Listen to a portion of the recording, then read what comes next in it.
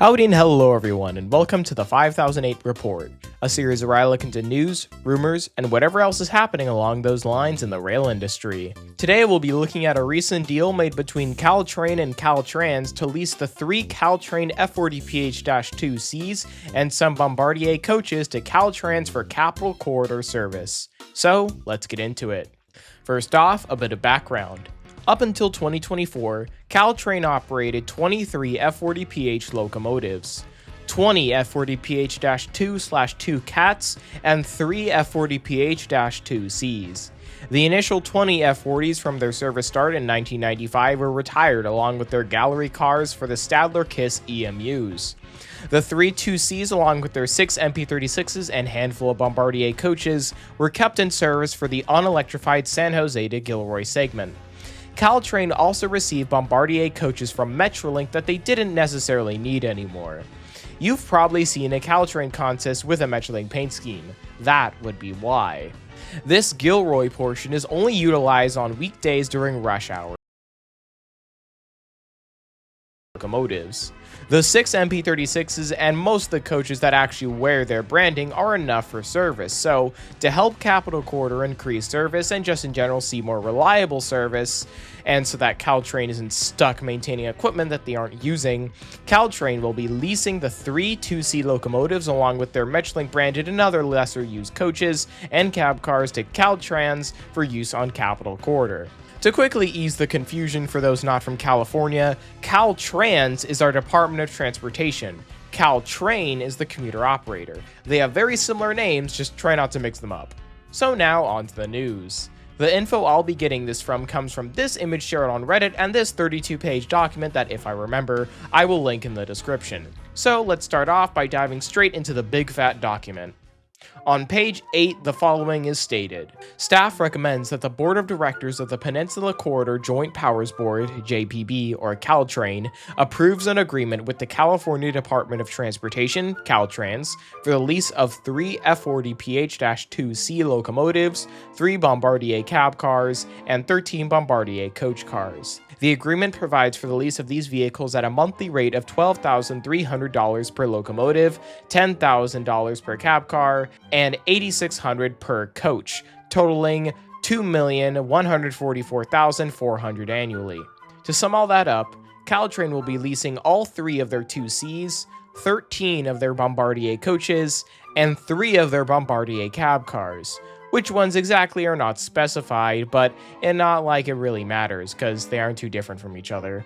The document continues with the following. With the launch of electrified service, Caltrain currently has a surplus of diesel rolling stock. Rather than storing, maintaining, and insuring idle equipment at cost, staff have negotiated a lease agreement with Caltrans that will support the state's intercity and commuter rail operators. Capital Corridor Joint Powers Authority, CCJPA, Altamont Corridor Express, ACE, and the San Joaquin's Joint Powers Authority, SJJPA, which are experiencing equipment shortages due to increased ridership demand. This segment in particular is interesting as, even though it is pretty certain these coaches will be used on Capital Corridor for sure, this does make it seem as though Gold Runner, God it hurts saying that, and ACE could possibly get this equipment if Capital Corridor ever ends up not needing it at some point, which I doubt will happen. Their reasoning is basically, they'll get the money by doing it, and will be helping out other services in the area. Further down in this document, it is also stated that Caltrans and the SJRRC will assume full responsibility for the train sets and states that these will be basically backup sets for use when needed. Quick note, the SJRRC are the operators of ACE. Some of you may have heard me say it was the SJJPA in a past video. This was incorrect. The SJJPA and SJRRC have just been getting really integrated with each other recently and have very similar names. Back to the lease, this is why I put kinda in the title.